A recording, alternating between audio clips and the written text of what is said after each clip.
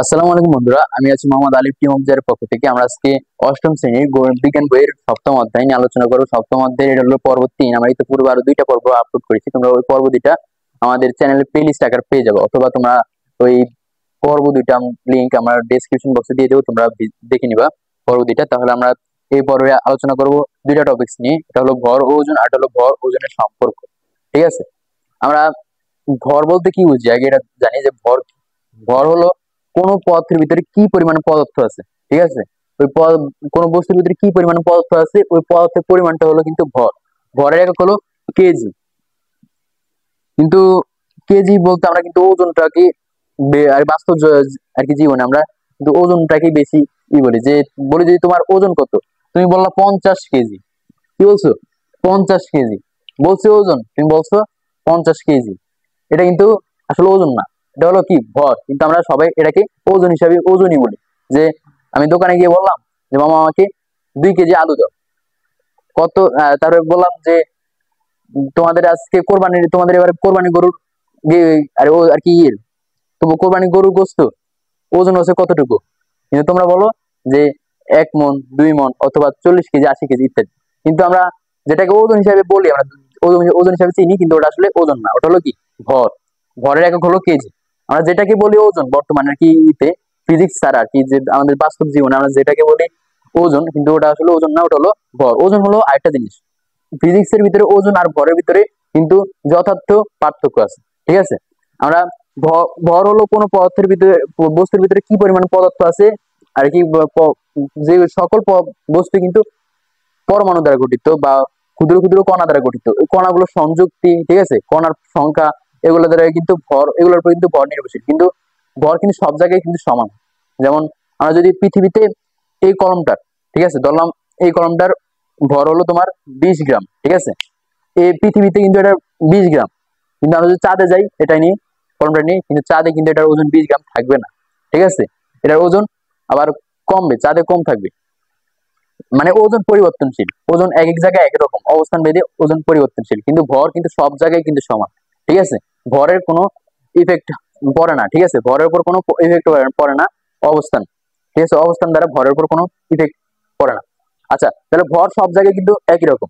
ঠিক আছে, আর ভরের একক হলো কি কেজি বা কিলোগ্রাম, এসআই একক। ঠিক আছে, তোমাদের 1000 কেজিতে 1 টন। ঠিক আছে, বেশি পরিমাণে ভর আমরা হিসাব করতে গেলে কিন্তু আমরা টন হিসেবেই করি।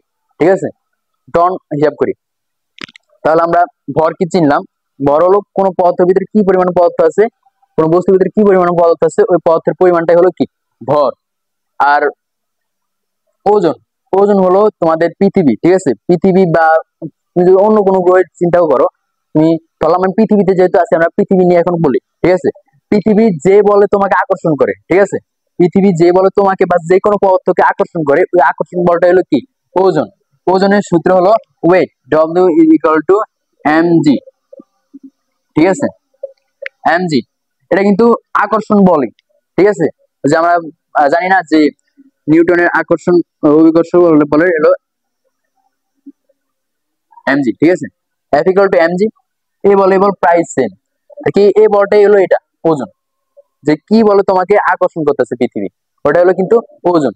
মনে করো আমি যে কোনো পদার্থ, ঠিক আছে, উপর থেকে ছেড়ে দিলে নিচে পড়ে, কারণ কেন পড়ে? কারণ পৃথিবীর আকর্ষণ বলের কারণে পড়ে। কি বলে তোমাকে আকর্ষণ করছে, ওটা হলো কিন্তু ওই বস্তুর ভর। ঠিক আছে, এখানে এখানে এম হলো যা ভর, এম হলো ভর, আর জি হলো যা অভিকর্ষ ত্বরণ। ঠিক আছে, আর তাহলে ওজন কত হবে? ওজন হবে যে তোমার ভর ধরো 50 কেজি, আর ওজন অভিকর্ষ ত্বরণ হলো 9.8 আর ইয়ের ওজনের একক হলো নিউটন, যেটাকে আমরা সারা জীবন বলে আসছি যে কেজি। ঠিক আছে, কেজিতে আমরা পরিমাপ করি ওজন, কিন্তু আসলে ওটা ওজন না, ওটা হলো কি ভর। বিষয়টা কিরকম না, যে আমরা যেটাকে জানি ওজন হিসাবে, ওটা আসলে ওজন না, ওটা হলো কি ভর। আর ওজন হলো কি তোমার ভরের সাথে 9.8 গুণ করে, ওটা হবে ওজন। 9.8 কেন গুণ করবা? কারণ ওটা হলো তোমার যে ওজনটা, ওজন জিনিসটা হলো কিন্তু পৃথিবীর সাথে তোমার বা কোনো বস্তু, ঠিক আছে, সকল বস্তুর আকর্ষণ বলটাই হলো মূলত ওজন। ঠিক আছে, তাহলে আমরা চিনলাম যে ওজন কি, ওজন আর ভর চিনলাম। তাহলে আমাদের 2 নম্বর টপিক হলো ভর ও ওজনের সম্পর্ক। ভর ও ওজনের সম্পর্ক হলো এরকম। আমরা ভর, ঠিক আছে, ভর জিনিসটা কি? ভর জিনিস হলো যে কোনো বস্তুর ভিতরে যে সব পদার্থের পরিমাণটা হলো কিন্তু ভর। আর ভরের একক হলো কেজি, আর ওজন হলো যে দিয়ে তোমাদের ভরের সাথে অভিকর্ষ ত্বরণ গুণ করলে আমরা ওজন পাই নাকি। আর কি পৃথিবী বা অন্য কোনো গ্রহের ক্ষেত্রেও, উপগ্রহের ক্ষেত্রেও বিষয়টা এরকম, মানে ওই উপগ্রহের ক্ষেত্রে তোমাদের ভর তো সব জায়গায় সমান, একটা ধ্রুবরাশি কনস্ট্যান্ট, ঠিক আছে। ভর এইখানে পৃথিবীতে যদি এটার ভর হয় 10 গ্রাম, ঠিক আছে, তোমাদের চাঁদে এটার ভর হবে 10 গ্রাম, মঙ্গল গ্রহে বলো সেখানে ভর হবে 10 গ্রাম, সব জায়গায় এটার ভর হবে 10 গ্রাম, ঠিক আছে। তাহলে ভর সব জায়গায় কিন্তু সমান হয়। আর এটার ওজন কিন্তু সব জায়গায় সমান হয় না। কেন সমান হয় না? যেমন পৃথিবীতে তোমাদের আদর্শ, ঠিক আছে, আদর্শ জি এর মান হলো, কত তোমাদের 9.8, অভিকর্ষ ত্বরণ জি এর মান 9.8 মিটার পার সেকেন্ড। আর তোমাদের চাঁদে হলো পৃথিবীর 6/1 ঠিক আছে, 6/1 মানে 1.6 কত জানি, আচ্ছা এটা, ঠিক আছে।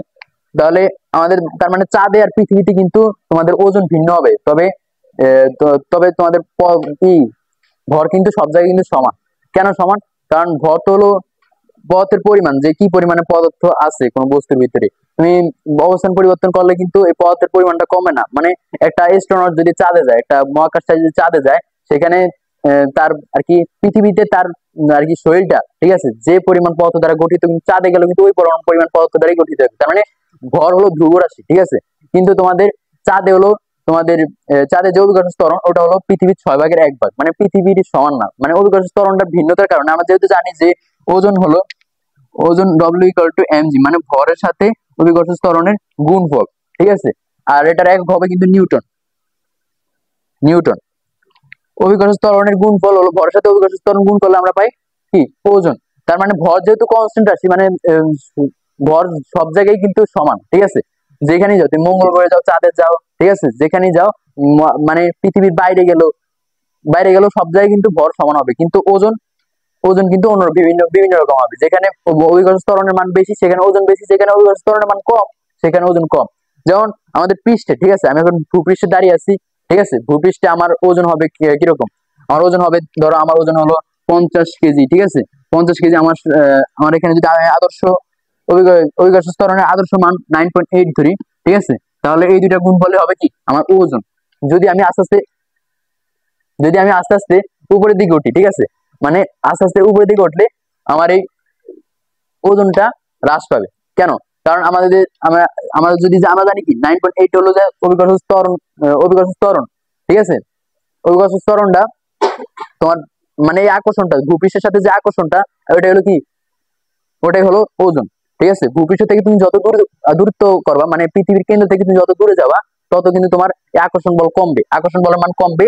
আর এই যে গ্র্যাভিটেশনাল এক্সেলারেশন, মানে অভিকর্ষ ত্বরণটা কমবে, যার কারণে তোমাদের ওজনটা কমবে। মানে চাঁদে তো তোমার কম অভিকর্ষ ত্বরণ কম, মানে চাঁদে তোমার ওজন কম হবে, কিন্তু তোমাদের ভর কিন্তু সব জায়গায় কিন্তু সমান থাকবে।